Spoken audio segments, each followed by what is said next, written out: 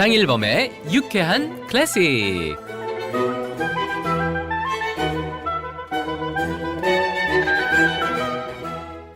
여러분 안녕하세요. 장일범의 유쾌한 클래식입니다. 자, 오늘은 이 새로운 책 베토벤 절망의 시면에서 불러낸 환희의 선율을 펴내신 음악평론가 최은규 씨 모시고 베토벤에 대한 이야기 또 그 당시의 상황들 우리가 함께 만나볼 텐데요. 클래식 클라우드 이 17권입니다.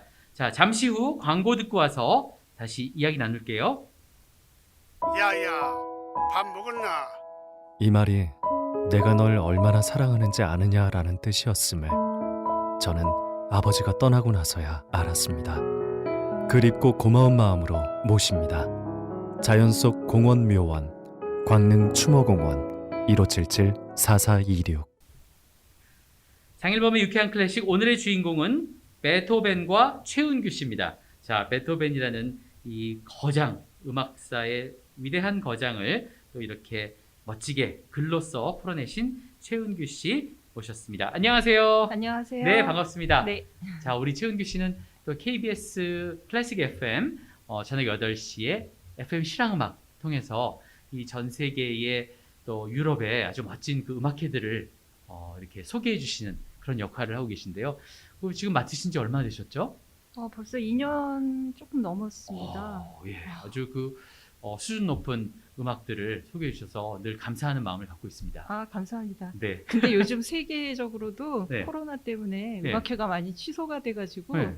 좀 방송이 달라지고 있어요. 어떻게 되고 실내악 위주로 아, 공연을 하더라고요. 해외에서도. 그렇군요. 그걸 또 요즘에 하는 거 계속해서 또 중계를 하는군요. 네, 하긴 하는데 그래도 베토벤이 많아요. 아무래도 예. 올해가 베토벤 탄생 250주년이니까. 그렇습니다. 그래서 그 베토벤 탄생 250년을 기념해서 이 책을 또 펴내신 거죠? 네, 그래요. 어. 그래서 원고 마감을 네. 어쩔 수 없이 맞출 수밖에 없었어요. 작년에 너무 바빴어요. 아, 네, 그렇군요. 올해 나와야 되니까. 네네. 근데 저는 이 팬데믹 금년 2020년을 딱 이제 경험하면서, 야, 베토벤이라는 사람은 이렇게 살아있을 때도 고생을 많이 하더니, 이렇게 세상을 떠나서도 아, 정말 네. 그 250년 탄생을 축하하려고 하니까 이렇게 고생을 하는구나. 이 사람의 어깨에 짊어진 그 무게라는 것은 얼마나 그 넓고도 무거운 것인가. 아. 이런 생각을 또 했습니다. 아니, 말씀 듣고 보니 그러네요. 네. 항상 생전에도 네. 이렇게 고통을 극복하는 음악을 많이 썼잖아요. 네, 네. 베토벤이. 네. 뭐 음악가로서는 치명적인 귓병이라든지 네. 또 어린 시절 소년 가장처럼 살아야 되는 운명. 그렇죠. 250주년마저 네. 이렇다니. 또 아버지한테 또 많이 맞기도 하고. 네, 그랬죠. 아유 참. 하여튼 베토벤의 그 인생을 극복해 나가는 그 스토리 또 그 성장 또 많은 사람들에게 이 영향을 끼친 훌륭한 그 음악들 정말 길이길이 우리에게 이렇게 귀감이 되는 음악인데요. 오늘 그 이야기를 이제 우리 음악평론가 최은규 씨가 멋지게 풀어주실 겁니다. 근데 여기 이제 첫 페이지를 딱 펼치면 네. 사람들은 내게 왜 베토벤인가라고 묻는다. 그러나 조금만 생각해 본다면 당연히 베토벤일 수밖에 없다. 근데 이 그 글귀가 네. 그래야만 하는가? 네. 그래야만 한다. 그거랑 너무 비슷해가지고. 그러네요. 네, 완전히 저 의도하고 쓰신 건가요? 그런 건 아니고요. 아, 정말요? 예, 대개는 사람들이 많이 질문을 해요. 정말로. 네네네. 왜 베토벤에 대해서 썼냐? 네네네. 그러면 답변을 저도 준비를 해야 되기 때문에 어. 했는데 그러고 보니 베토벤 현악사 중주 예. 16번에 그렇죠. 그래야만 하는가라고 네네. 베토벤이 직접 쓴 그 네. 글이랑 정말 똑같네요. 예, 저는 딱 보고 아니 이게 저도 몰랐는데. 아 정말요. 네. 역시 저는 이 자간을 볼 줄 아는 것 같죠? 그러네요. 그런데 제가 이 책이 좀 이렇게 독특하고 좀 재밌었던 거는 트래블, 그러니까 여행, 네. 그러니까 베토벤을 따르는 그런 어떤 그 기행, 여행의 이 일지 같은 그런 느낌을 또 주고 네. 있어서 또 독특하지 않았나, 또 맞아요. 개성이 많이 담기지 않았나 생각되는데 이 책을 위해서 여행을 이렇게 하신 겁니까? 아니면 그 여행했던 것들을 다 모아서 이렇게 하신 건가요? 이 책을 위해서 어. 여행을 한 거고요. 네네. 원래 애초에 이 출판사 아르테에서 예. 의뢰를 할 때 어. 이제 그 작곡가를 골라라 네네. 해가지고 딱 보니까 베토벤을 아무도 안 했더라고요. 어. 그래서 겁도 없이 너무 유명한데 예, 사실은 아니, 유명하기 때문에 네네. 쓰기는 어렵지만 맞아요. 그래도 너무 사랑하는 작곡가여서 베토벤을 하겠다. 베토벤은 너무 에베레스트 산 같기 때문에 그렇죠. 그게 좀 쉽지가 않죠. 네. 네, 그리고 여행을 갔다 와서 쓰는 인문 기행 시리즈예요. 이 네. 클래식 클라우드가. 아. 그래서 음악가뿐 아니라 네네. 뭐 소설가라든지 네. 철학자, 뭐 그렇죠. 문학가, 뭐 하여튼 여러 사람들의 자취를 따라서 네. 여행을 하고 쓰는 오. 글이라서 그래서 그게 참 좀 흥미로웠어요. 저도 네. 처음에 그냥 일반적인 전기가 아니라 예예. 제가 직접 가서 체험을 하면 그렇죠. 좀 다르잖아요. 아무래도 네. 글도 좀 다르게 예. 나오고. 그래서 거기서 취재비를 다 줘요. 오. 네, 그렇게 해서 여행을 갔다 오는 거예요. 이야. 근데 이제 그거 참- 갔다 오면 참 네. 글 때문에 힘들죠. 빨리 써야 되는데 그렇습니다. 언제 쓰시냐 막 이래서 여기 보니까 네, 이렇게 식사하면서 화이트 와인도 그 베토벤 네. 어머니 맞아요. 그 집안에서 나온 화이트 와인 드셨던데 그런 것도 다 취재비에서 나옵니까? 아니 거기서 쓴 거죠. 미리 입금을 아. 해주면 제가 살림을 잘해야죠. 아 근데, 그렇죠. 근데 이제 베토벤은 그렇게 여행을 좋아하지 않았기 때문에 네. 다녀야 할 곳이 그렇게 많지는 않았어요. 아. 뭐 작가에 따라서 뭐 미국 갔다 독일 갔다 스위스 맞아요. 갔다 뭐 이럴 수도 있는데 네. 베토벤은 여행을 좋아하지 않았고 그냥 독일의 본이 베토벤의 고향이니까 본에는 물론 당연히 그렇죠. 가고 그다음에 위인을 중심으로 활동을 했고 네. 연주 여행을 좀 했었죠. 음. 그래서 이제 여러 도시가 있지만 그 중에 저는 프라하를 택했어요. 네. 프라하가 아름답기도 하지만 거기서는 조금 오래 머물렀다고 그러니까요. 그러더라고요. 네. 그래서 거기로 갔었죠. 아, 그세 알겠습니다. 도시를. 근데 시작을 역시 본에서 하게 되잖아요. 본에서 네, 태어났으니까. 일부러 그렇게 했죠. 네. 베토벤의 도시고. 그리고 또 베토벤이 본에서 살다가 네. 비인으로 건너가면서 어떤 인생이 바뀌게 되지 않습니까? 네. 그래서 네, 네. 그거를 또 그대로 따라야 될 것 같다는 생각이 음. 들어서 비인에 먼저 안 가고 음. 본에 가서 너무 먼저- 잘하신 것 같아요. 네, 일부러 그렇게 했어요. 네. 마차길 대신 비행기 타고 가신 거죠? 본에서 빈으로. 그렇죠. 그러니까 그걸 그대로 체험은 못했지만 네네. 실제로 그 당시에는 뭐 비행기도 없고 마차길로 굉장히 힘들게 갔다고 아. 돼 있더라고요. 예, 자료를 그렇죠. 찾아보니까. 서독에서 오스트리아 빈까지는 상당히 먼 편인데 그래도. 네, 저는 그게 멀다고 생각을 못했는데 네. 막상 여행 계획을 짜보니까 이렇게 먼 길을 갔었나 하고 놀랐고 네. 한 번 간 게 아니라 2번 갔었죠. 예. 원래 어릴 때 예. 모차르트한테 배우려고 17살 때 한 번 갔었는데 네네. 어머니가 위독하시다는 그런 소식을 듣고 다시 아, 고향으로 돌아올 그렇죠. 수밖에 없었죠. 그래서 예, 예. 모차르트한테 배울 기회는 없었어요. 예. 근데 역시 그 천재들은 또 누군가가 알아봐주는 사람이 있어야 그렇죠. 빛이 나기 마련이고 네. 그 기회를 이렇게 만나지 못한다면 그냥 천재도 네. 잊혀지고 말 텐데 맞습니다. 그래도 베토벤은 너무나 이 사람이 그 레볼루셔너리 하잖아요. 아주 네. 그 혁명적인 그 기상과 음. 그 다른 사람들의 여태까지의 길을 이렇게 전복적으로 이렇게 바꿀 수 있는 그런 힘 네. 이런 것이 베토벤에게 있다고 생각이 되는데 바로 그런 모습을 이 본에서부터 누군가는 알아본 거죠. 그러니까 저는 제가 네. 음악을 했기 때문에 네네. 주변에 보면 정말 잘하는데 네. 별로 안 유명해진 친구들이 있고 잘하지만 또 운이 좋아서 네. 또 금방 인정을 받아서 유명해지고 예. 자기가 원하는 음악 활동을 하는 친구들도 있단 말이죠. 예. 그런 관점에서 좀 보고 싶었어요. 아. 베토벤이 물론 위대하지만 네네네. 그의 위대함을 발견해주고 그걸 이렇게 밀어준 사람이 없으면 네. 묻혔을 수도 있어요. 그러니까 네. 그런 생각을 하면서 예. 음악가가 직업인 그런 베토벤의 모습 어떻게 음악가로서 네. 명성을 얻고 인정을 받고 음. 좋은 음악을 하면서 돈을 벌 수 있으면 참 좋잖아요. 우리 그렇죠. 모두가 원하는 거죠. 자기가 맞습니다. 좋아하는 일을 하면서 네. 그게 돈도 이제 잘 생계에도 네네네. 그래서 그런 관점에서 출발을 했어요. 저는 너무- 제가 음악을 했기 때문에. 너무 현명한 출발점인 것 같아요. 하여튼 경제적인 것도 해결이 돼야 네네. 되니까. 그래서 네. 오히려 저는 생애 후반에 물론 위대한 작품들이 많이 나왔지만 네. 생애 초반이 저는 음. 더 관심이 갔어요. 네. 왜냐하면 젊은 시절에 네. 누가 어떻게 그 먼 위인까지 갔다 오려면 네. 비용도 많이 들 텐데 그렇죠. 누가 됐을까? 뭐 이런 거. 거. 그 돈이 어디서 스폰서. 났을까? 스폰서가 네. 누구였을까? 네. 그리고 또 위인으로 가서 왜 이제 궁정에 소속되지 않고 프리랜서로 살았잖아요. 뭐 예. 어릴 때는 궁정 그렇죠. 음악가였지만 그렇죠. 예. 그러면서 어떻게 생계를 유지했을까? 아무리 유명해도 네, 네. 그 당시 그렇게 음악을 해서 먹고 살 수 있을 정도가 되었나, 네. 그 당시 사회는 어땠나, 예. 그런 걸 알고 싶었어요. 그런 이야기가 정말 너무나 자세하고도 아주 일지에 탁탁탁 들어맞게 이렇게 써 있어서 아주 읽기가 수월하고 재밌습니다. 아, 그것이 감사합니다. 바로 최은규 작 베토벤 이 절망의 시면에서 불러낸 환희의 선율인데요. 우리가 이렇게 흥미진진하게 지금 이야기를 하고 있잖아요. 아마 네. 들으시는 분들도 굉장히 재밌을 텐데 그래서 첫 곡을 하나 듣고 아, 네, 네, 그러죠. 이야기를 좀 나누고 음악을 싶어요. 또 들어야죠. 그래서 골라주신 곡이 Fear Elise, 네. 엘리제를 위하여인데 여기 책에도 나와 있지만 그 베토벤이 악필이어가지고 막 촥 악보를 쓰는데 네, 잘 맞아요. 뭐 악보 보기 너무 힘들지 않습니까? 네. 그리고 Fear Terese인데 엘리제로 썼다 그런 예. 얘기 너무나 많죠. 맞아요. 원래 테레제라는 여성한테 청혼을 하려고 와. 청혼을 하고 이 곡을 연주하고 하려고 네네네. 했는데 그게 잘 안 됐는데 예. 어쨌든 테레제를 위해서 쓴 것인데 악필이라서 그게 네. 테레제가 아니라 엘리제로 잘못 읽혔나 봐요. 네. 그 출판사에서 출판하려고 보니까 어. 엘리제인 줄 알고 어. 그랬다는 일화가 전해지고 근데 그럼 있습니다. 베토벤이 그거를 몰랐을까요? 그 출판사 때 자기가 모르겠어요. 그래도 아니 이거 아닌데 이러고 해도 되는데 글쎄 말이에요. 약간 부끄러웠나요? 모르죠.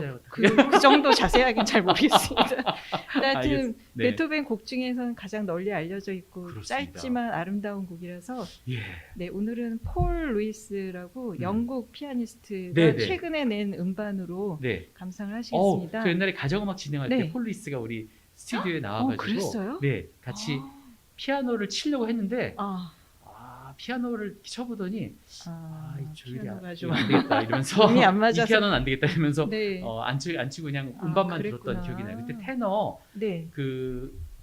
겨울나그네 같이 했던 테너 있죠? 영국 누구죠? 테너 그분하고 같이 네네네. 나오셨어요. 제가 나중에 음, 알려드릴게요. 그렇군요. 지금 기억이 나는데 이름이. 하여튼 그래가지고 요 폴리스 음악으로 들을 건데 네. 참 저는 이 엘리제를 위하여 하면은 가장 먼저 떠오르는 것들 중에 하나가 바로 그 불멸의 연인에서 맞아. 조카 네, 칼을 네, 네, 위해서 칼한테. 앞에다 네. 놓고 이걸 쳐주는데 네. 너무나 감동적인 거예요. 맞아요, 저도요. 네, 네. 거기서 그 게리 올드만이 네. 정말 베토벤처럼 연기를 너무 잘하더라고요. 너무 잘했죠. 그 배우가 할로 정말. 이러면서 네. 네네. 조카가 아주 네. 굉장히 서투르게 막 이렇게 치고 있는데 예, 예, 그걸 예. 이렇게 싹 이렇게 해주면서 막 아버지의 사랑을 네. 막 보여주면서 네 맞습니다. 너무 좋았어요. 너무 저도. 좋았습니다. 저도 잊지 못할 장면인데요. 자 그러면 오늘 폴 루이스는 어떻게 연주해 주는지 엘리제를 위하여 이 바가테를 함께 첫 곡으로 감상하겠습니다.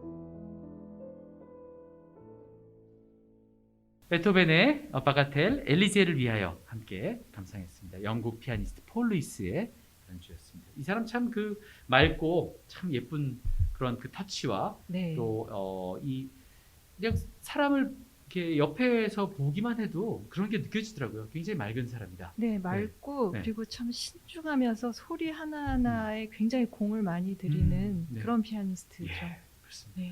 자, 이렇게 엘리제를 위하여 또 만나봤는데 이 본에서 딱 이렇게 그 또 음악 기획자로서 또 이 최고층의 귀족으로서 네. 바로 이 베토벤의 진가를 알아본 사람이 나타나죠. 그렇죠. 네. 그러니까 사실은 음악가가 아무리 훌륭해도 그걸 알아볼 사람이 필요한데 네.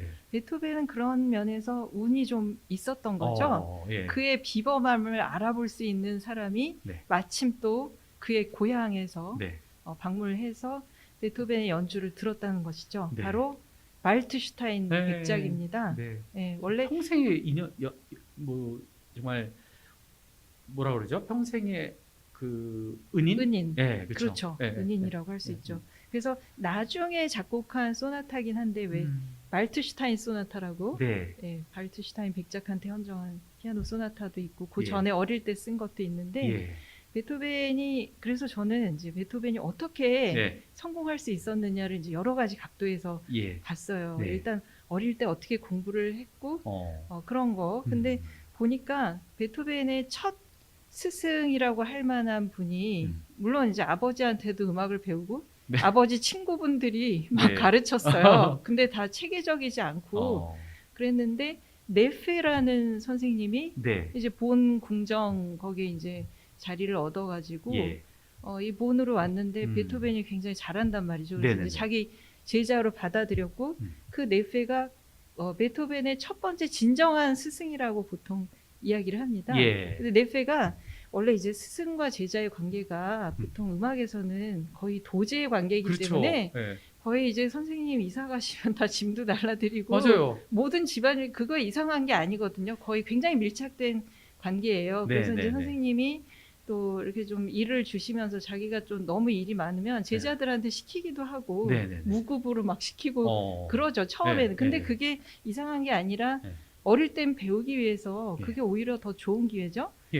그 바둑에도 네. 왜 조훈현, 이창호, 네. 이창호 구단이 조훈현 구단 집에서 그 내제자였잖아요. 그렇죠. 그 정말 맞아요. 집에서 같이 살면서 기숙하면서. 그러니까 그런 게 이렇게 조금 배우는. 필요한데 이제 네. 네페가 그런 선생님이고 네네. 또 네페가 프리메이슨이었어요. 그러니까 사상적으로도 네. 이 베토벤한테 영향을 많이 영향을 줬네요. 줬어요. 그러니까 프리메이슨이나 그다음 네. 일루미나티라는 얘기도 있고 네네. 그러니까 모든 인류가 형제고 우리가 이성적이고 뭐 이런 네. 사상을 어릴 때부터 예. 베토벤한테 가르쳤을 뿐만 허허. 아니라 음악가로서도 네. 일찍부터 자기가 일이 너무 많으니까 베토벤을 궁정으로 불렀어. 네. 궁정 음악가 무급으로 네. 취직을 시킨 거예요. 자기가 할 수 없는 일들을 막 네네. 자잘한 일들을 막 시켰는데 이제 어릴 때부터 막 합시 코드 막 치고 네. 근데 악보가 다 돼 있지 않고 네네네. 막 안 돼 있는데 막 그걸 보고 막 형편없는 악보로 다 화성을 즉흥 채워서 연주하고. 즉흥하고 그리고 성악가들 연습도 막 시키고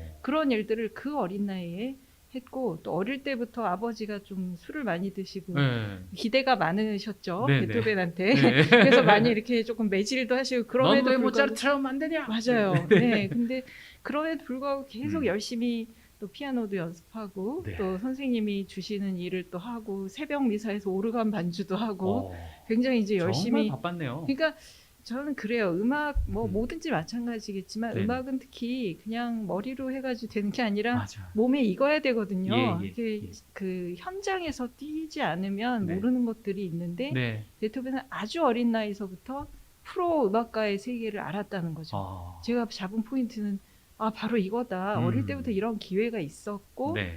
정말 어른들의 음악 세계를 이미 네. 아주 어린 나이에 알 수 있었고 그래서 몇 년 후엔 승진을 해서 당당히 궁정 예보까지 딱 이렇게 궁정 악장 네. 악사에 네. 그 뭐 예복이 있었어요. 예, 그걸 예. 입고 칼까지 차고 그러니까요. 출근을 해서 월급도 받고 거의 이순신. 네네 그러면서 음악을 했다면 칼은 왜 찼는지 모르겠어요. 예.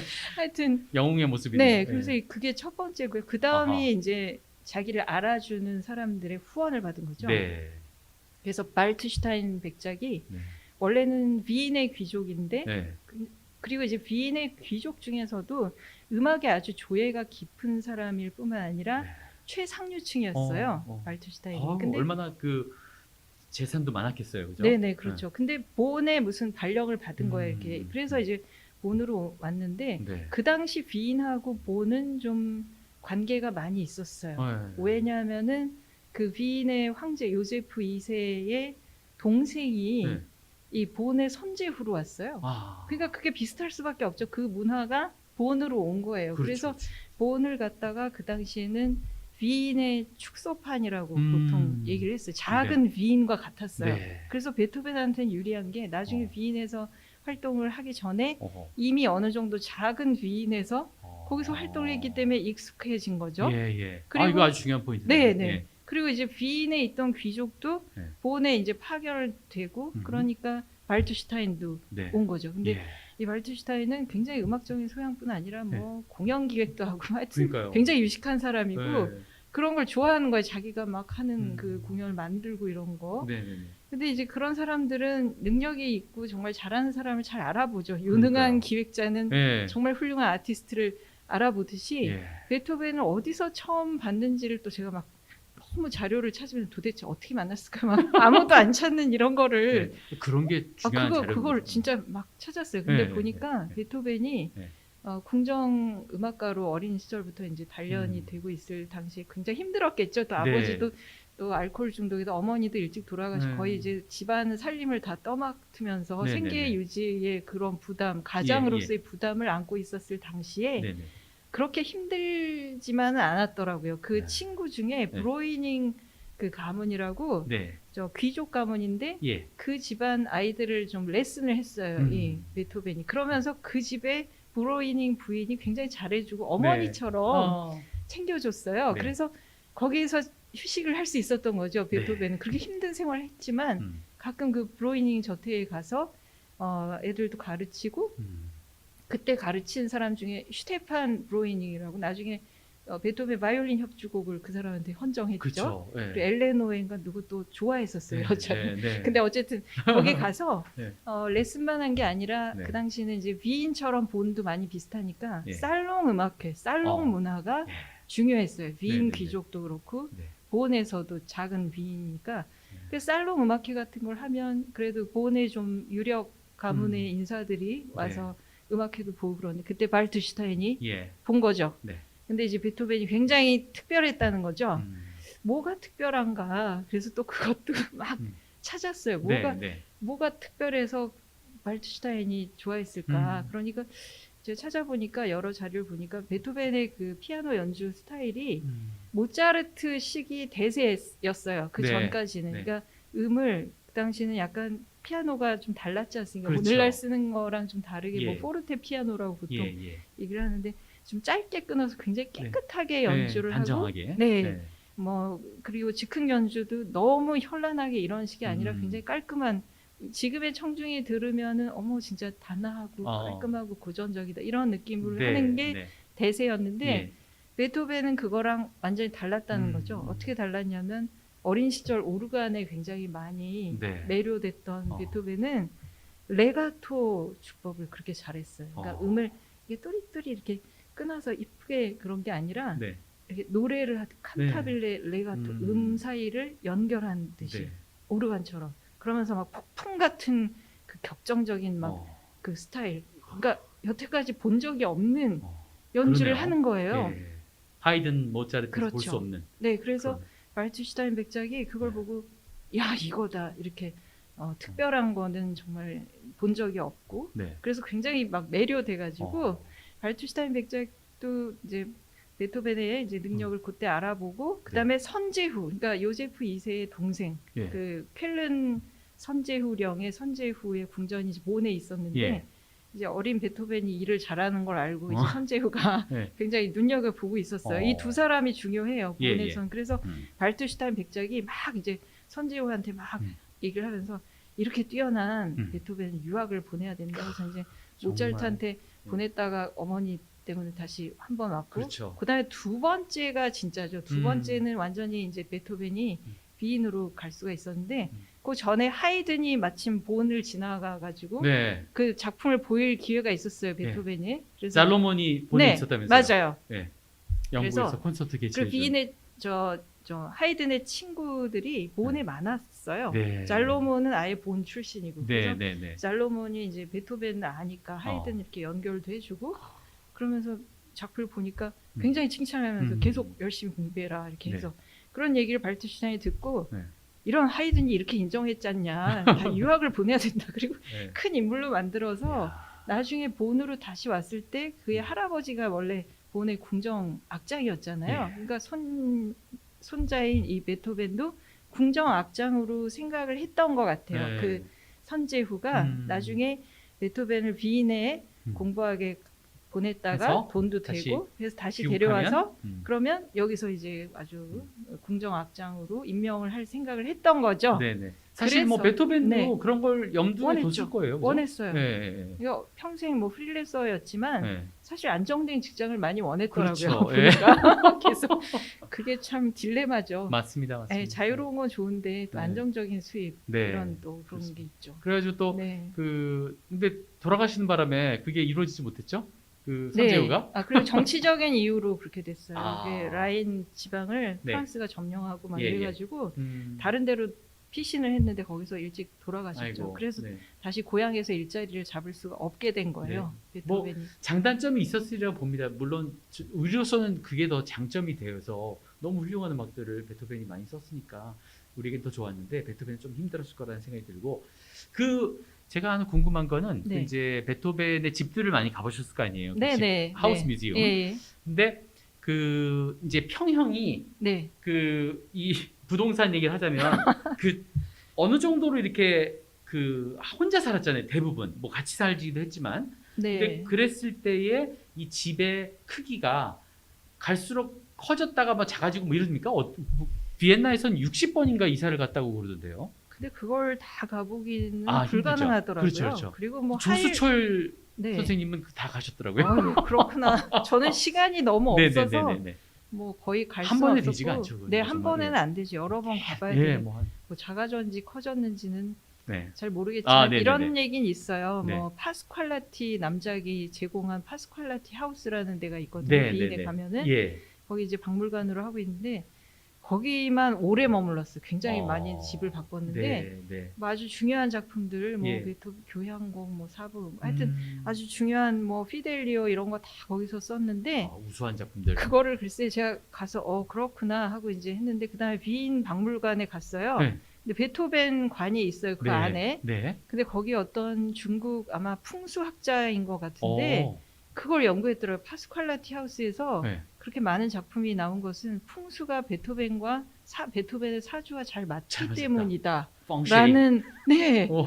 그래서 깜짝 놀랐어요. 오. 그런 얘기는 조금 특이했어요. 그 베토벤의 재밌네요. 집에 관한 거는. 네, 그래서 네, 네. 파스퀄라티 하우스 거의 10년 정도 머물렀거든요. 그런 예가 없어요. 근데 예.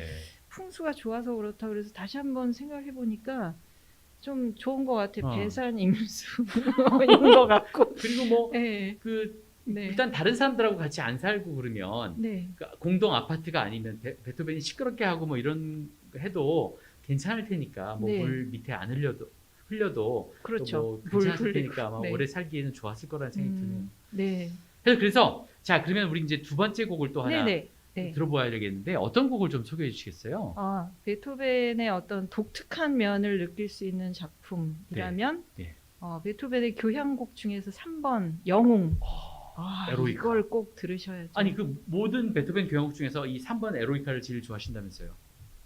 네. 아니 근데 이 또 책에 의하면 다른 거 들으면 그게 좋아지긴 하지만 네. 제일 중요하다고 생각해요. 좋고 네. 왜냐하면 정말 혁명적으로 바꿨으니까. 교향곡 역사에 있어서 예, 굉장히 예. 획기적인 작품으로 예. 뭐 저만 그런 게 아니라 많은 사람이 예. 그러는데 여러 가지가 있죠. 이게 일단 길이가 50분 정도 50분. 되니까 뭐 네.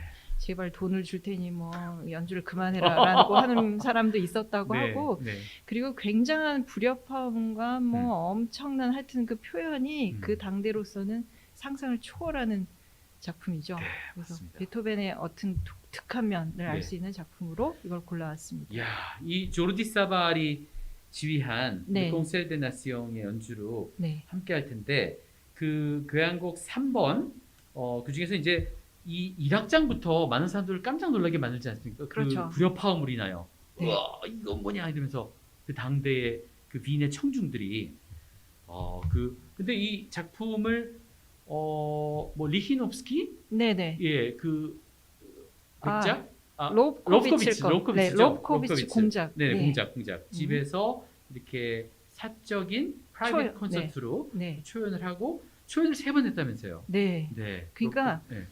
이 곡이 굉장히 혁신적이고 그다음에 이 곡의 내용을 보면은 네네. 이제 사악장이 변주 형식으로 돼 있는데 네. 그 주제와 그다음에 그 주제를 이렇게 꾸미는 그런 식의 이제 주제와 변주잖아요. 네네. 근데 그 주제 핵심적인 주제 선율이 뭐냐 하면은 꽁뜨르당스라고 그 귀족과 뭐 하인 뭐 신분에 관계없이 다 손잡고 춤출 수 있는 그런 춤이에요. 네네네. 그러니까 평등이라는 어떤 사상을 음악으로 지금 표현하고 있어요. 이 네. 작품이 물론 원래는 보나파르트라고 해서 예. 나폴레옹을 염두에 두고 쓴 작품이긴 하지만 네. 그러니까 나폴레옹이든 어떻든 간에 베토벤이 생각했던 영웅은 네. 민중을 생각하는 영웅인 거죠. 그래서 그렇죠. 귀족과 뭐 이런 신분과 상관없이 음. 모두가 행복하고 그러니까 어린 시절 네페한테 들은 어떤 음. 그리고 실러의 시에도 어린 네. 시절에 굉장히 많은 영향을 예. 받았죠. 모든 인간은 다 한 형제다라는 게 이미 이게 기악곡이긴 하지만 네. 그 주제를 고르는 거, 뭐 인용을 한 거라든지 이런 걸 보면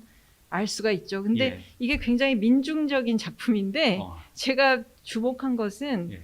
이게 쉽지는 않단 말이죠. 예. 곡이 굉장히 네네네. 길고 네네. 불협화음이고 음. 그래서 이걸 이해할 수 있는 사람은 오히려 많은 교육을 받은 귀족이었어요. 그래서 로브코비츠 공작이라는 분이 네. 이제 중요한 베토벤의 후원자 중에 한 분인데 예. 그분이 이제 베토벤의 이런 혁신적인 면을 굉장히 음악적인 소양이 있었죠. 예, 뭐 예. 바이올린도 잘하고 뭐 네. 작곡도 했죠. 다 그 당시엔 다 귀족들도 다 그랬죠. 근데 네네.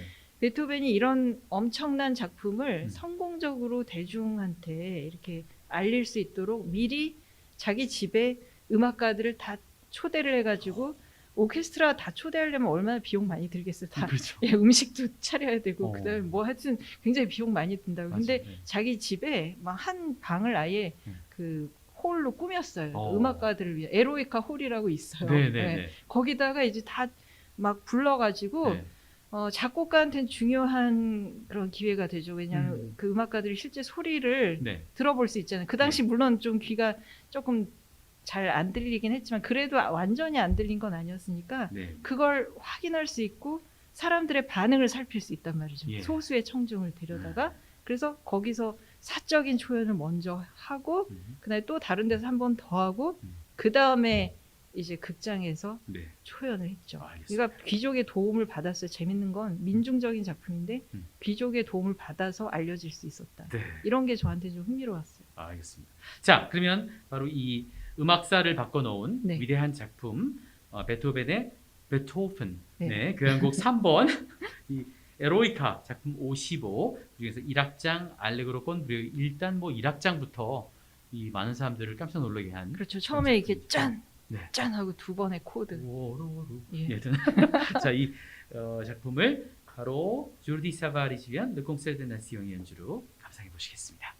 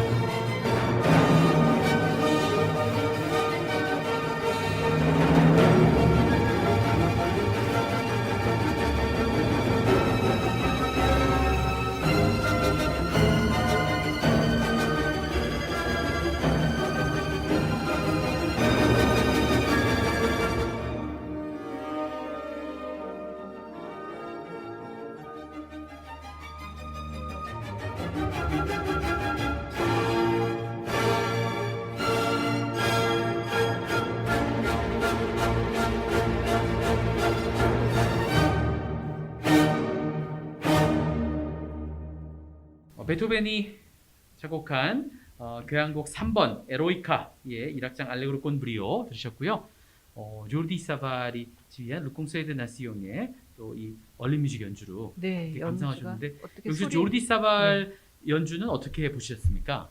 굉장히 쾌속 질주 음. 정말 베토벤의 그 열정이 느껴지는 네. 엄청난 연주고 네. 예전에 아주 오래 전에도 이 조르디 사발 르콩세르다 나시옹이 한 그 에로이카 네. 영웅 교향곡 음반도 있어요. 그래서 두 개를 제가 다 갖고 있거든요. 옛날 네네. 거랑 지금 거 최근에 나온 걸 들었더니 예.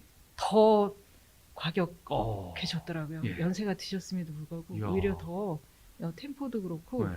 그리고 이 고악기 연주라고 하죠. 그러니까 음. 개량되지 않은 그런 옛날 네. 그 당대 시대 악기로 쓴 이런 연주에서는 악기 음색이 일단 굉장히 특이한데 저는 이번 음반에서 네. 혼 음색, 내추럴 혼이죠. 네네네. 밸브가 없이 네. 그냥 네. 그 소리가 너무 매력 있어요. 오. 여기서 특히 그리고 팀파니 그 음색을 네. 굉장히 강조를 했어요. 그래서 사실은 1악장은 조금 생각보다 너무 충격적인데 막 이럴 정도로 그 네. 팀파니가 꽝 해서 헤비메탈 같은. 네. 그래서 현대인들은 오히려 네. 좀 좋아할 만한 오히려 고악기 연주인데 네. 현대에 적합한 연주가 아닌가 네. 그런 생각이 들어요. 좋습니다. 아주 그 재미있는 해석과 함께 또 듣고 있는데요.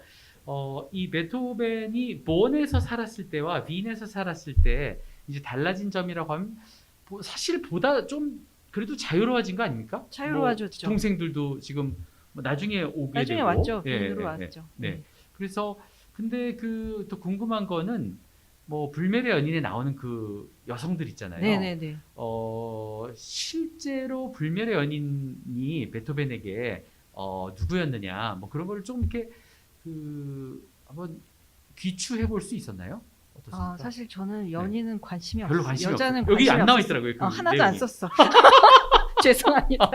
근데 저- 사실 어. 작곡가들이 다른 네. 작곡가들은 좀 뭐 그 다른 연인에게 이렇게 사랑을 하다가 네. 이게 또 자극이 돼가지고 뭐 그렇죠. 어떤 곡을 쓴다거나 그런 게 상당히 많잖아요. 그렇죠. 뭐 네. 월광 소나타 같은 네, 네, 경우도 그렇고. 그러나 그걸 이제 배제하고 예, 작품 속으로. 왜냐면 이게 지금 다 쓸 수는 없지 않습니까? 베토벤의 맞다. 그러니까 저는 그냥 네. 음악가로서 네네. 어떻게 성공할 수 있었는가 이런 거에만 초점을 맞추다 보니까 네네. 갑자기 딴 얘기로 세기가 조금 그렇군요. 힘들어서 네. 네, 그랬어요. 그 여행 기간도 저는 짧고. 쓰신 거 중에 혹시 네. 프라하의 또 그녀 프라하에 또 네. 예, 어떤 네. 여성이 있긴 네네. 했죠.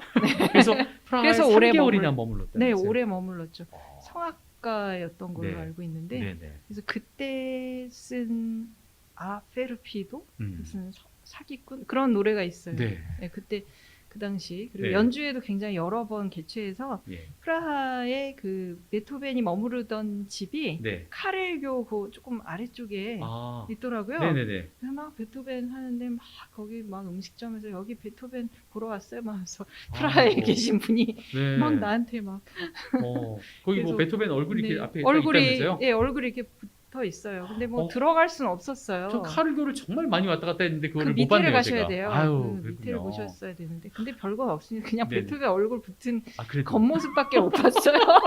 그래서 약간 허무했는데 네. 프라하에서는 근데 이제 그거보다는 음. 로브코비치 공작 지금 이제 방금 네. 들으신 네네. 영웅 교향곡의 사적인 초연을 네. 후원하고 아. 그런 이 로브코비치 공작이 원래는 가문이 그 체코 쪽이에요. 그래서 보헤미아. 비인에도 네네 그래서 보헤미아 쪽이죠. 네네네. 그래서 그 비인에도 저택이 있고 거기서 이제 사적인 초연을 한 거고 네네. 지금 프라하에 가면은 네. 프라하 캐슬 예. 그 안에 처음에 이렇게 들어가서 뭐 비투스 성당 뭐 이런 것만 많이 보시는데 예. 그 저 뒤쪽에 나가는 길 쪽에 그 전에 로브코비치 공작 저택이 있어요. 네. 근데 거기가 지금 박물관으로 사용이 되고 오. 베토벤에 관한 자료도 꽤 많이 있습니다. 네. 그래서 어떤 네. 이 팬데믹이 네. 이제 꼭 끝나면 필시 네. 기필코 방문해야 될 곳이 바로 맞아요. 그 프라하의 러프거비치의 네. 저택이라는 네. 생각이 드네요. 아니 거기 보면 네. 너무 재밌는 게 저는 음. 제가 그 베토벤 교향곡도 많이 연주하고 그랬으니까 네네. 이게 가보니까 파트보가 있는 거예요. 예. 막 자필악본지 오. 하여튼 뭐 그 당시 썼나 네. 보죠. 단원들이 예. 썼겠지. 그 당시 베토벤 시대 썼던 그 파트보들이 네네. 쫙 이렇게 자필로 써 있고 네. 베토벤이 음악회에 든 비용을 계산한 쪽지가 옆에 이렇게 네. 그런 걸 보는데 너무나 막 와닿는 거예요. 저도 음. 항상 이렇게 음악회 뭐 비용 예산이 어떻게 되고 막 이런 거 계산하고 그다음에 그렇죠. 파트보에 부천부에 계실 네, 때요. 그렇죠. 네. 네, 파트보에 어떻게 마킹하고 이런 게 그런 걸 보면서 음. 가슴이 떨리면서 실제로 그렇지 이게 우리가 동떨어진 음악이 아니라 실제로 여기서 공연도 하고 그랬던 곡이구나 하면서 너무 가슴이 떨렸었어요. 이야, 네. 그 떨림을 제가 오늘 전수받는 그 느낌이에요. 네. 그래서 너무 아주 좋은데 자 그러면 사실 그 아까 꽁트르당스 말씀해 네네네네. 주셨잖아요. 근데 꽁트르당스가 모차르트 곡에도 있잖아요. 그렇죠. 그러니까 이 좀 춤을 이 귀족의 춤만 아니라 이 하인 계급하고 함께 그렇죠. 놀면서 출 수 있는 그런 춤들도 생각했던 걸 보면 상당히 좀 같이 가자 이런 분위기가 좀 모차르트 시대부터 좀 있지 않았나 이런 생각도 그렇죠. 들어요. 그 당시 모차르트도 프리메이슨이었고 예. 네, 그러니까 모든 사람 한 형제고 하하. 계몽주의 뭐 이런 거 네. 그런 사상이 이제 베토벤으로 이어졌죠. 네. 근데 이제 어린 시절부터 스승으로부터 많은 음. 영향을 받고 어린 시절에 베토벤이 사실 교육 수준은 이게 초등학교 졸업 정도밖에 안 되지만 네네. 스승의 영향으로 독서회에 들어서 네네. 많이 책을 읽었죠. 그런 사상을 많이 접했어요. 예. 베토벤이. 그리고 또 본 대학에서 철학 뭐 청강도 네, 하고 청강도 그랬죠? 하고 네. 네. 등록해서 네, 그리고 평생 그 뭐죠? 뭐 오디세이아 뭐 이런 책들, 네. 일리어드 오디세이, 네. 플루타르크 플루타르크 영정 영정. 이런 걸 너무너무 사랑했죠. 네. 이 책을. 역시 훌륭한 분은 그 독서를 통해서 인간성이 완성된다 뭐 이런 네. 얘기가 있는데 하여튼 이 교향곡 3번 네. 에로이카 작품 55 가운데서 너무나 막 신나고 때려 부수는 듯한 네. 이 피날레 가슴이 막 너무 시원해지잖아요. 맞아요. 이 신나고 알레그로 몰또 좀 매우 빠르게 그리고 포코 안단테 프레스토로 이어지는 이 곡을 조르디 사발이 이끄는 지휘하는 르 콘세르 드 나시옹의 연주로 또 들어보겠습니다. 네.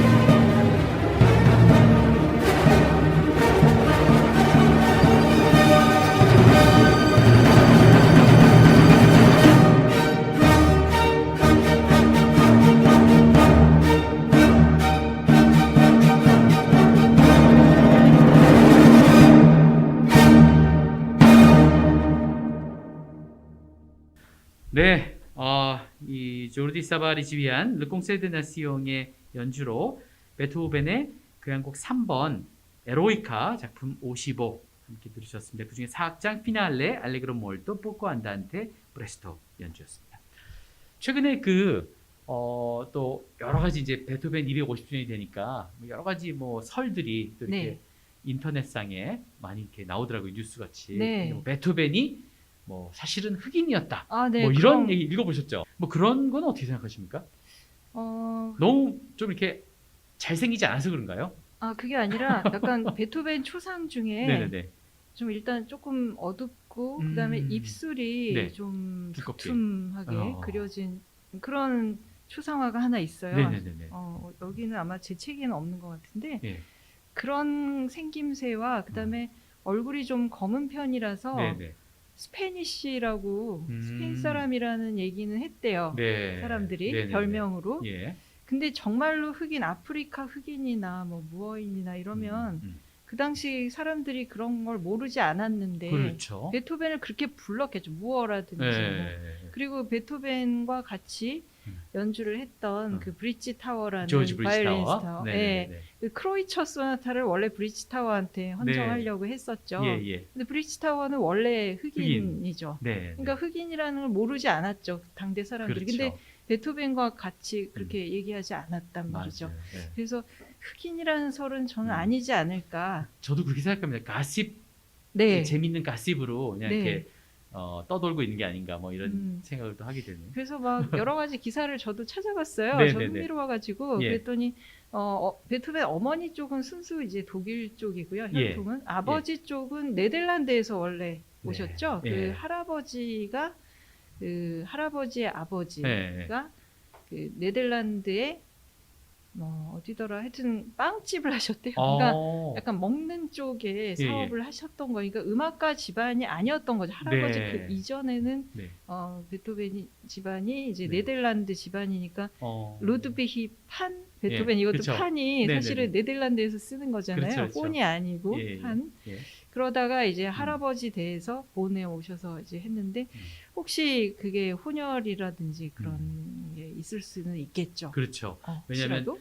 네덜란드 국가대표 야구 선수들 보면 네. 다 퀴라사오 뭐 이렇게 음. 퀴라소에 그 흑인들이 다 와서 여기 네네네. 경기를 하거든요. 네. 그러니까 아루바나 네. 그 사람들은 흑인들이 이렇게 뮬라토들이잖아요. 네네. 그러니까 그 네덜란드에는 흑인들이 상당히 우리가 생각하는 것보다 많다 이런 그렇구나. 생각이 드는데 네, 그럴 하여튼 수 뭐 있을 그럴 것 수도 같아요. 있을 예. 가능성이 뭐 0.몇 % 있을 수 있죠, 그죠?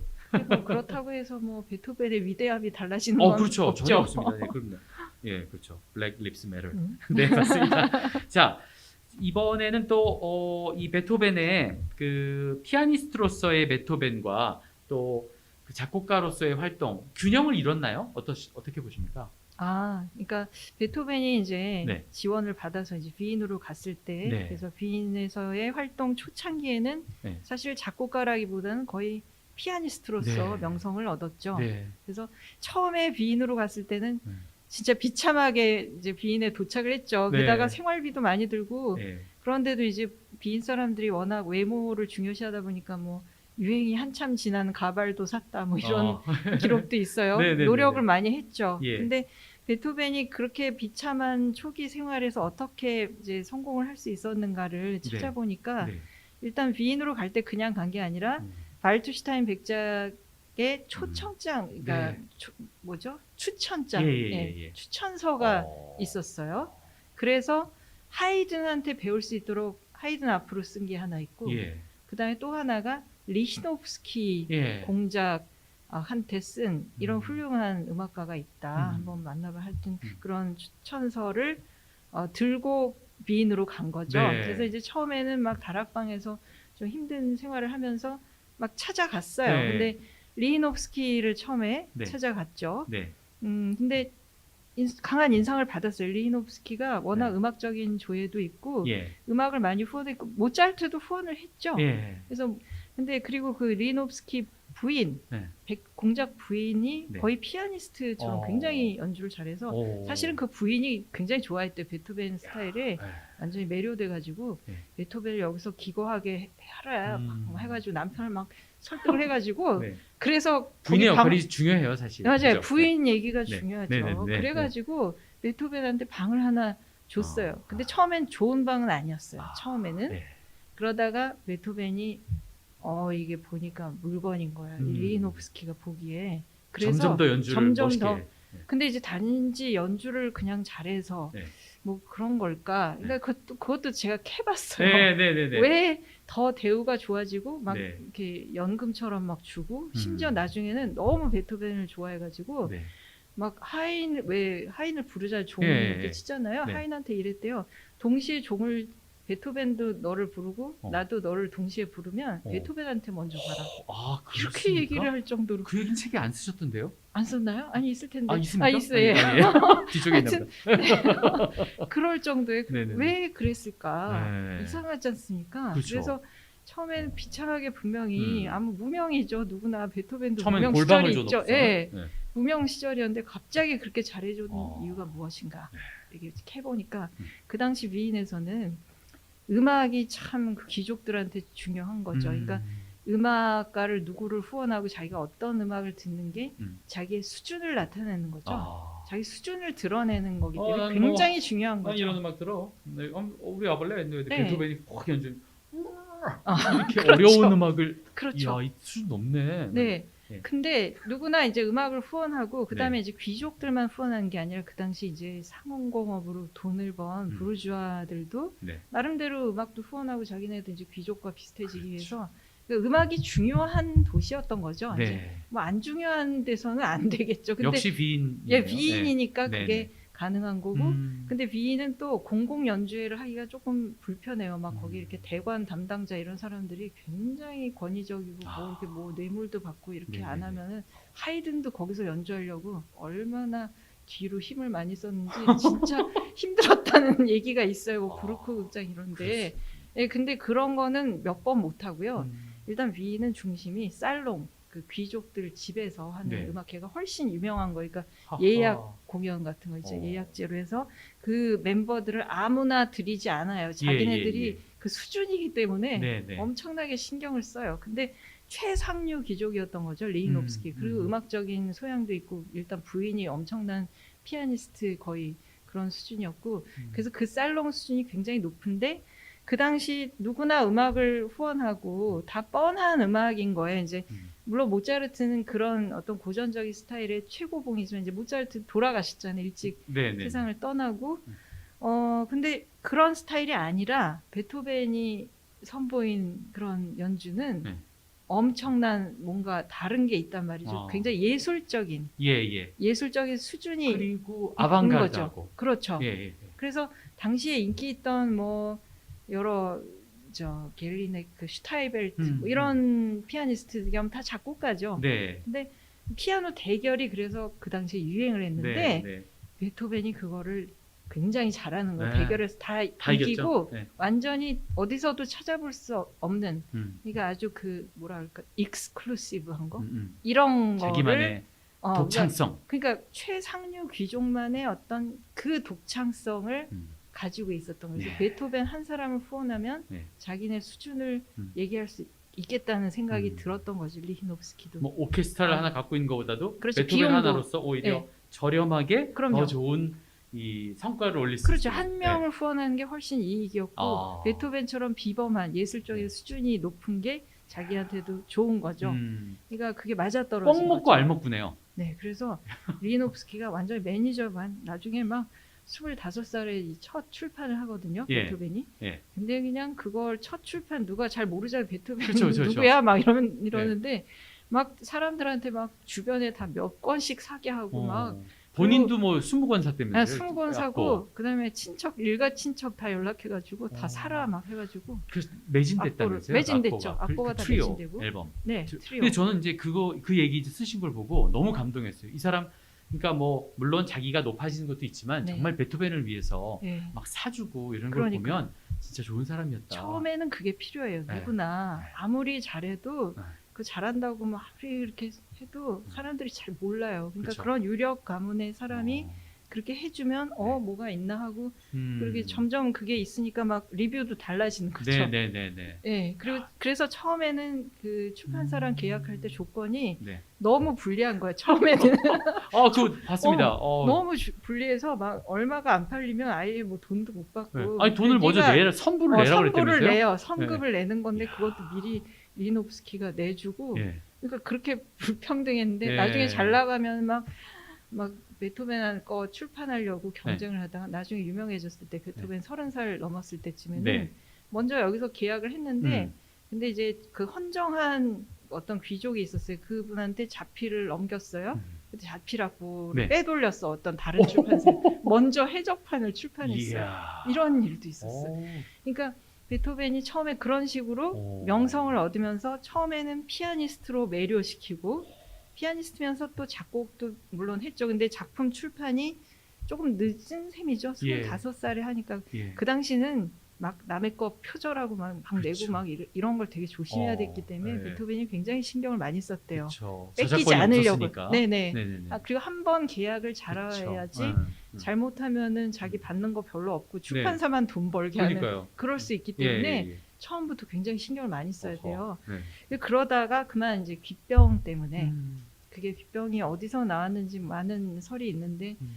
연주 여행을 하다가 뭐 어디 물려가지고 뭐 티푸스에 무슨 네. 뭐 뭐랄까 합병증, 예, 합병증으로 예. 몇 %의 사람이 귀병을 얻을 수 있다. 뭐 이런 보고가 있대요. 근데 네. 아마도 베토벤이 그런 것 같다라고 연구한 것이 있는데 예. 그래서 점점 귀가 안 들리면서 피아노는 이게 연주라는 건 들으면서 하는 건데 네. 그게 힘들죠. 그렇죠. 그래서 점점 피아니스트의 그런 경력은 좀 줄어들 수밖에 없고 작곡가로서 활동을 많이 할 수밖에 없는데 네. 사실은 피아니스트로서 인기가 있었기 때문에 베토벤은 피아니스트로 활동하면 더 성공 가도를 달릴 수도 그렇겠네요. 있고 예. 작곡가는 지금도 힘들지만 옛날에도 힘들어요. 그걸로 네네네. 명성 얻기는. 예. 근데 어쩔 수 없이 기병 때문에 생애 후반으로 갈수록 음. 작곡가로서의 비중이 훨씬 커지죠. 그리고 그렇군요. 나중에는 뭐 거의 연주를 할 수가 없었죠. 이 라흐마니노프하고 정반대라는 생각이 드네요. 네네, 라흐마니노프는 그러네요. 막 그 돈 이제 메꿔야 돼가지고 네. 그 빚 같은 거 맞아요. 갚으려고 시작했는데 그 그냥 계속 콘서트가 어. 너무 많이 들어오는 바람에 그렇죠. 피아노만 치고 이 작곡을 못했는데 네. 미국 가서 맞아요. 베토벤은 오히려 귀가 안 들려가지고 이제 피아노 못 치게 되면서 오히려 우리에게 본인에게 힘들었겠지만 네. 우리에게 너무나 훌륭한 선물들을 이렇게 정말 트레저 그렇죠. 아주 인류 문화유산을 이렇게 남겨주셨습니다. 하여튼 그래서 이번에 또 어떤 곡을 좀 들어볼까요? 그래서 네. 베토벤이 참 음악가로서 너무 참 고통스럽게 음. 그런 귀병 때문에 그렇게 살아왔는데 네. 그래서 베토벤의 작품 중에 작품들이 되게 이제 좀 고통스럽게 시작해도 나중에 승리로 끝나고 뭐 네. 이런 식의 작품들이 많죠. 예, 그러다가 나중에 귀가 전혀 들리지 않게 되었을 때 네. 후기 작품들은 굉장히 명상적이고 그런데 어. 제가 후기 작품 중에 네. 베토벤의 현악사중주 16번을 골랐어요. 네. 그 이유가 예. 아까도 처음에 초반에 말씀하셨지만 사악장에 네. 베토벤이 무스에스자인 이렇게 악보에 썼다고요. 네. 그래야만 하는가? 아마도 이제 돌이켜 봤을 때 그의 인생을 보고 그래야만 하는가? 뭔가 의미심장한 그런 질문이죠. 네. 근데 뭐 어떤 사람은 그게 베토벤이 나중에 귀병 때문에 네. 이렇게 석판 같은 걸로 글을 써서 음. 의사소통을 했잖아요. 네네네네. 자기가 말하고자 하는 거, 뭐 예, 듣는 예. 거. 예. 근데 이제 방세가 밀려가지고 방세를 달라. 그러니까 네. 그래야만 하는가? 그런 일화도 있어요. 근데 그거는 뭐 그건지는 잘 모르겠지만. 이건 뭐 코미디인데요. 네, 무스에스자인. 네. 그랬더니 에스무스자인. 그래야 한다. 그래야만 돈 내야 한다. 돼. 네. 그렇게 그 문장이 네. 지금 들으실 네. 베토벤의 후기 마지막 현악사 중에 예, 예. 16번 사악장의 악보에 네. 써 있고요. 네. 그리고 무세스자인 그래야만 하는가에 네. 해당하는 음악이 악보로 이렇게 써 있어요. 근데 지금 네. 들으시면 첫 네. 부분에 좀 심각한 음악이 네. 그게 무세스자인 그거예요. 그러게요. 저 음. 베토벤 불멸의 연인 아까 네네. 말씀드렸던 그 영화에도 나오잖아요. 맞아요. 그 장면. 네. 이렇게 머리 맞아, 하길해가지고. 맞아, 그거. 네. 아, 참 잊을 수 네. 없는 네. 멋진 영화였습니다. 네, 그래서 네. 이 음악을 들으실 때는 음. 처음에 좀 심각한 음악이 네. 그래야만 하는가에 예. 해당하는 거구나 이렇게 네. 생각하고 들으시면 되고 그 다음에 갑자기 명량해지면서 음. 막 음악이 막 밝아져요, 빠르고 그게 그래야만 한다예요. 돈 내야 그러니까 돼. 네, 일단 우리도 그러잖아요. 막 네. 고민을 하고 그래야만 맞아. 하는가 뭐 하다가 뭐 그러지 뭐 그러면 이제 갑자기 맞습니다. 괜찮잖아요. 네, 풀어지잖아요. 네, 네. 그래서 그 두 가지 음악이 어떻게 전개되는지 이야. 귀를 기울이시면 좋을 것 같습니다. 너무 명쾌한 해설 감사드리고요. 자, 베토벤의 현악 사중주 마지막 현악 사중주 16번 F장조 그 중에서 사악장 그라베 마논 트로포 트라토 알레그로 함께 들어보실 텐데요. 파르테토 카잘스 콜텟의 연주로 감상을 해보겠습니다.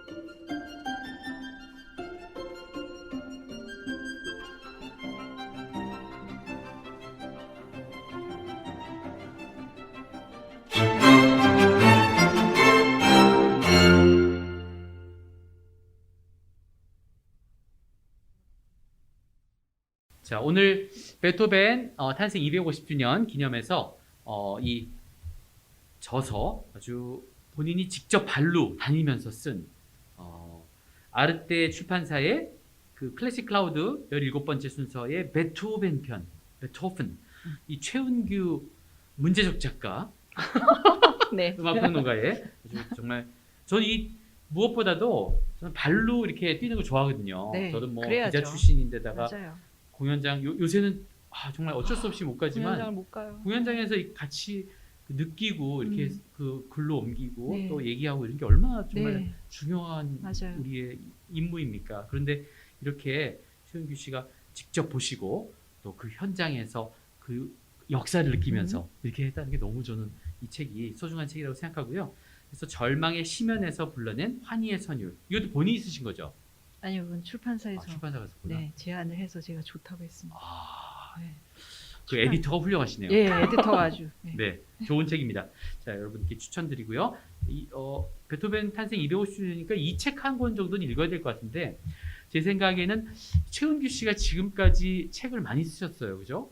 그 책 몇 권 쓰셨죠? 모르겠어요. 어린이 책까지 합치면 좀 많고요. 네네. 몇 권이라고 해야 될지 모르겠네요. 어. 성인용으로만 해야 되나? 그러면은 네. 하나, 19금으로 해주세요. 둘, 셋.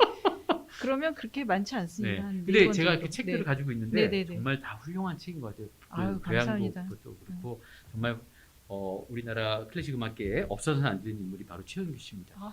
자, 그래서 요 이제 현악사중주를 들었고요. 이제 베토벤의 인생을 좀 이렇게 그 우리 초반기에 그 어떻게 해서 이렇게 이 사람이 점점 유명해지고 좀 많은 사람들에게 또 존경을 받았는가.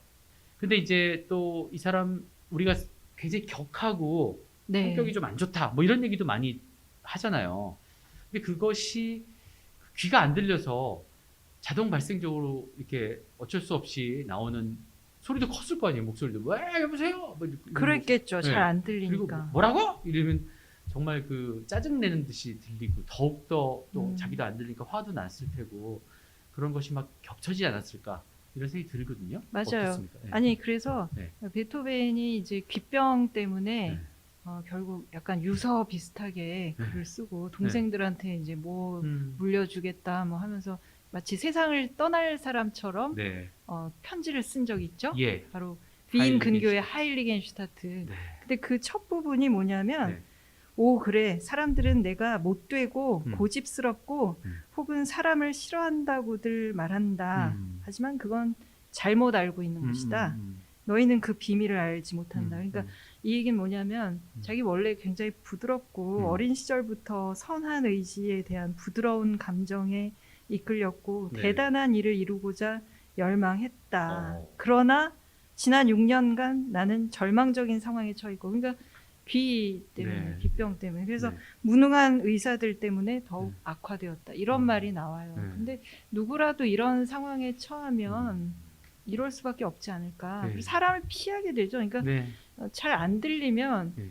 사람과 멀어질 수밖에 없잖아요. 그래서 전 이제 만일 오늘날 같은 그런 보청기가 좀 네. 있었다면 베토벤이 훨씬 더 좀 어느 정도까지는 편안하게 맞아요. 좀 들을 수 있었지 않았을까 글쎄 이런 말이에요. 생각 좀 하는데 예전에는 이제 그런 게 발달을 안 했을 테니까. 그 이상한 그 맞아. 이상한 뭐 긴 거 하고 그다음에 네, 혹시 나팔 카핑 베토벤이라는 영화 맞습니다. 보셨죠? 네네네. 거기 말년에 베토벤이 나오는데 막 작곡을 하는데 피아노 앞에서 막 이렇게 뒤에 뭐 이상한 예, 네, 그렇죠. 판 같은 거 예, 예. 머리에다가 쓰고 들리게 하려고. 아마 그런 것 같아요. 아유, 진짜 고생 많이 아, 하셨어요. 너무 근데 이제 베토벤의 귀병에 대한 또 연구서도 좀 나오고 그랬더라고요. 네. 어떤 음악학자가 자기 네. 부인이 귀병이라서 네. 베토벤의 경우를 생각하면서 부인을 관찰하면서 썼는데 음.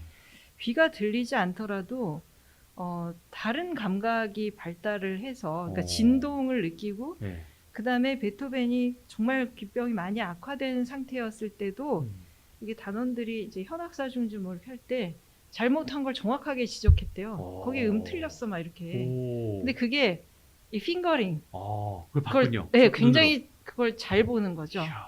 그러니까 그게 발달할 수밖에 없었겠죠. 그렇겠네요. 네. 네, 그리고 이제 진동이라는 여러 가지 다른 감각으로 뭔가 알아냈긴 했겠죠. 네. 그러나 어쨌든 잘 들리지 않았기 때문에 맞다. 옛날에 이블린 네. 글래니가 네. 그 퍼커션 할 때 진동으로 느낀다고 그랬었잖아요. 그렇죠. 그분도 그렇군요. 잘 못 들으신 분이지만 네. 너무 감탄스럽게 연주를 잘하시죠. 그러니까요. 정확하게 잘 듣는 사람보다 훨씬 더 잘 맞히는 것 같아요. 네네. 와 리듬감이 너무 좋고 예, 맞습니다. 그리고 또 이런 얘기도 있어요. 귀병이 있는 분들은 네. 리듬을 더 중요시한다. 네. 그러니까 그게 이렇게 쿵쿵쿵 하는 게 진동이 강하기 때문에 베토벤의 음악이 리듬이 좀 많이 중요하잖아요. 네, 뭐 네, 교향곡 7번 같은 경우는 뭐 리듬의 신격화다. 어. 뭐 그리고 이렇게 따따따따 운명도 그렇고 뭔가 이렇게 주제가 네. 물론 아름다운 선율도 있지만 리드미컬한 게 많은데 예, 예. 그게 베토벤이 청각 장애인이었기 때문에 그런 아. 성향을 보여줬다. 이런 연구도 있어요. 빰빰빰빰빰 바라밤 그 리듬이 그렇죠. 굉장히 또 밤밤밤. 예. 네네. 그러니까 이렇게 막 이렇게 후기로 갈수록 더 그런 것도 있지만. 이펙티브하죠. 네네. 효과적이고. 네. 군대 예. 행지곡 같은. 근데 이제 타악기적이고 막 이런 리드미컬한 게 현대인들한테는 또 그게 더 와닿죠. 그렇죠. 예. 리듬이 강하니까. 맞습니다. 맞습니다. 어. 근데 베토벤이 이제 결론적으로 그 베토벤과 베토벤 이전으로 나눠 본다고 했을 때 이 많은 작곡가들 후에 어떤 영향을 결국 이 열어놓은 걸까요, 베토벤이? 일단 베토벤에 와서 음. 뭔가 모차르트까지는 굉장히 순수한 음악 그 자체, 네. 음과 음의 관계에 의한 음악의 그냥 아름답고 고전적인. 근데 베토벤으로 와서는 네. 교향곡도 그렇고 뭔가 플롯 같은 게 느껴진단 말이죠. 드라마가. 드라마가 네네네. 그게 오페라도 아니고 극음악도 아닌데도 그런 게 느껴지도록 썼죠. 네. 그리고 뭔가 자기 거를 이렇게 자꾸 주관이 드러난 음악이랄까요? 그러니까 이제 낭만주의 음악이 네. 되는 거죠. 점차. 목적도 베토벤 있고, 때부터. 그렇죠. 네, 지향성도 있고. 지향성이 확실하죠. 그렇습니다. 음. 정말 훌륭한 이야기를 또 오늘 들려주셨는데, 그래서 우리 그 최은규 씨의 글을 또 읽고 싶은 분들은 연합뉴스에 클래식 음악 전문 객원 기자로 이렇게 자주 쓰고 계시죠. 아 그렇긴 한데 요즘 공연이 맞아요. 너무 공연이 취소가 없어서. 돼서 별로 글을 못 쓰고 있습니다. 예. 너무 안타까워요. 네, 요거 이제 팬데믹 조금 좋아지면 다시 또 최은규 씨 글을 만나실 수 있을 것 같고요.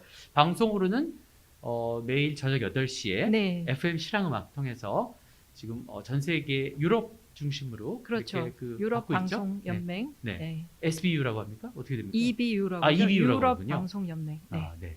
EBU에서 아주 생생한 그 음악의 현장 또 들으실 수가 있습니다. 최은규 씨의 아주 그 맑은 해설과 함께 들으실 수 있으니까 많이 들어보시고요. 그러니까 아침에는 CPBC 그렇죠. 방송 장일범의 네, 유쾌한 클래식을 클래식을. 10시, 12시까지 들은 후에 그렇죠. 좀 쉬셨다가 저녁 저녁 8시에 8시. 저녁에는 또 최은규 씨 방송에 네. 귀 기울여주시면 93.1 들어주시면 감사하겠습니다.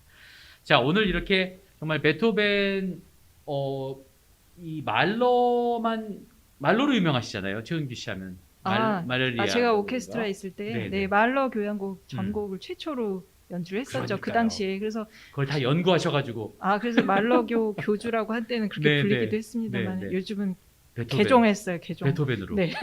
요즘 잘하셨어요.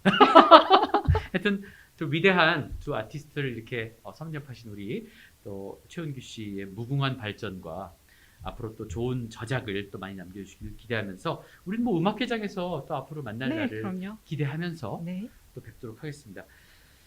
그러면 자, 이 베토벤은 정말 사실 사랑도 많이 받고 싶어 했고 본인도 그렇죠. 사랑을 많이 주고 싶어 한 사람이었는데 크게 좀 오해의 여지를 남긴 적도 있어서 네. 너무나 마음이 아픈데요. 그래서 베토벤 하면 또 우리가 사랑 아니겠습니까? 그래서 끝곡으로 준비해 주신 곡이 Ich liebe dich. 나는 당신을 사랑하오. 이 곡이 되겠습니다. 그래서 또 요즘에 새로 나온 음반으로 테너, 영국의 지성적인 테너. 이 사람은 예술당 앞에서 이렇게 걸어갈 때 제가 네. 보셨어요?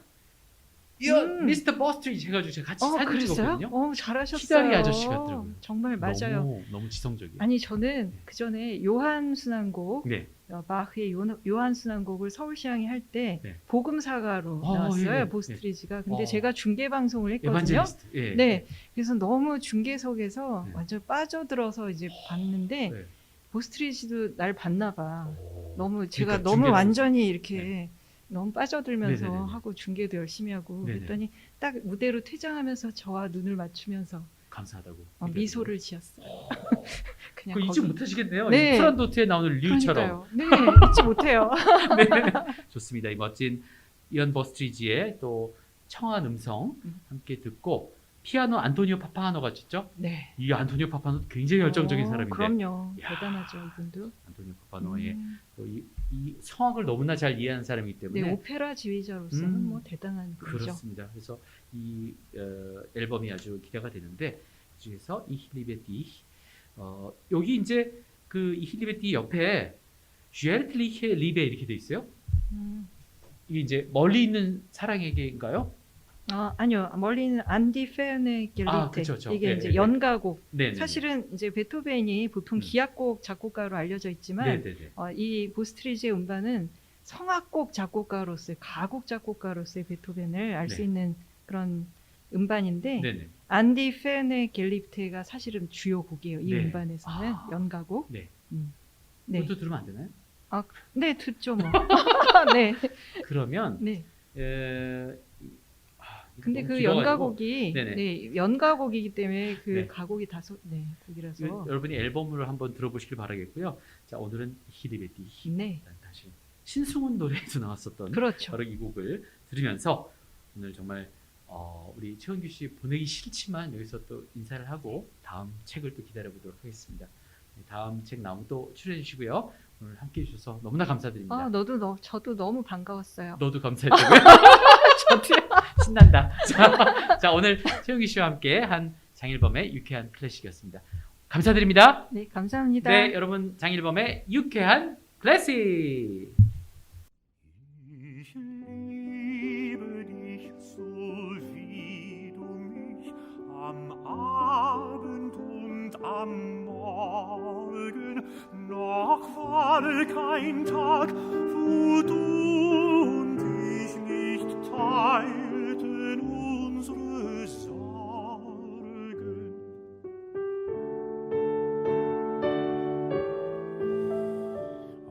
Doch waren sie für dich und mich geteilt leicht zu ertragen.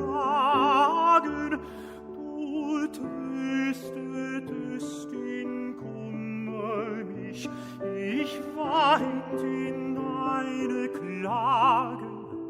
In deine Klagen.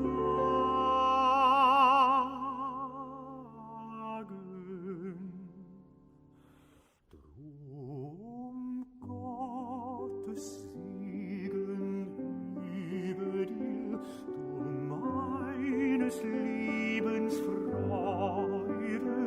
Gott schütze dich, erhalt dich mir, schütz und erhalt uns beide.